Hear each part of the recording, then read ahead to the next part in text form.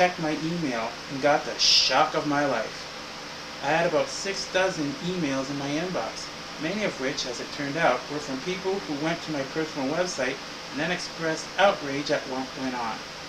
One email in particular read as follows: "I am so shocked that bosses like him are allowed to run any company at all. He fired a perfectly good and capable worker for attending night school. Did you know that this was going on at all, Winnie?" By the way, Winnie was my nickname. That became my last straw.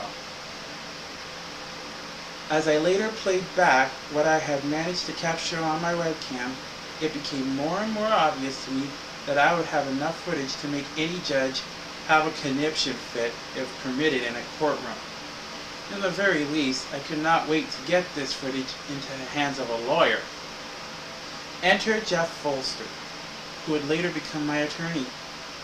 If you would like to know why he is such a successful lawyer, consider this.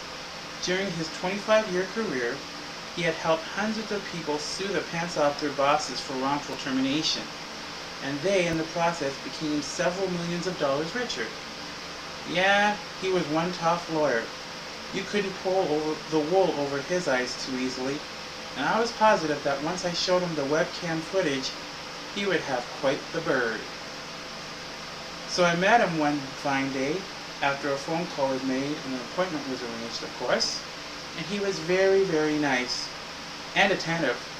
I told him everything about my wrongful employment situation, and, just like I promised myself I would do, I showed him all the webcam footage I had collected with my hidden webcam. After that, he politely excused himself, left his office, and, well, from what I heard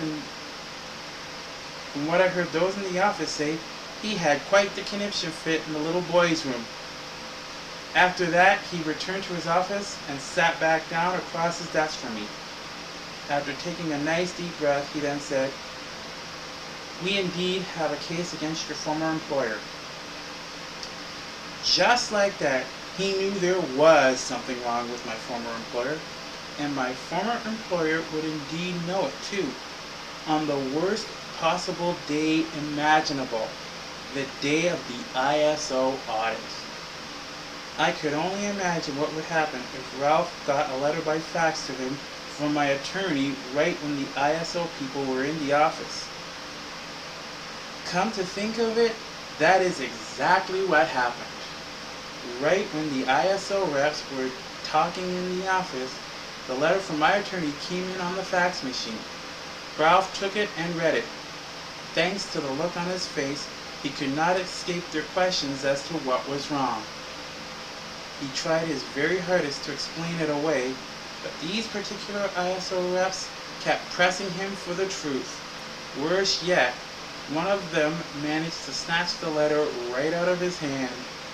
Her associate read it over her shoulder. When they were done, both of them developed the most horrified facial expressions in human history. Shocked, they ended whatever conversation they were previously engaged in right then and there, and simply left the building. Needless to say, the company I used to work for did not get their ISO. Maybe I have a vivid imagination about these things, but it wouldn't surprise me if I found out later on that Ralph must have, something other than a privy. On the other hand, I was at home wondering what to do next. Really, that evening, there wasn't much else left to do but sleep. So, that is exactly what I did.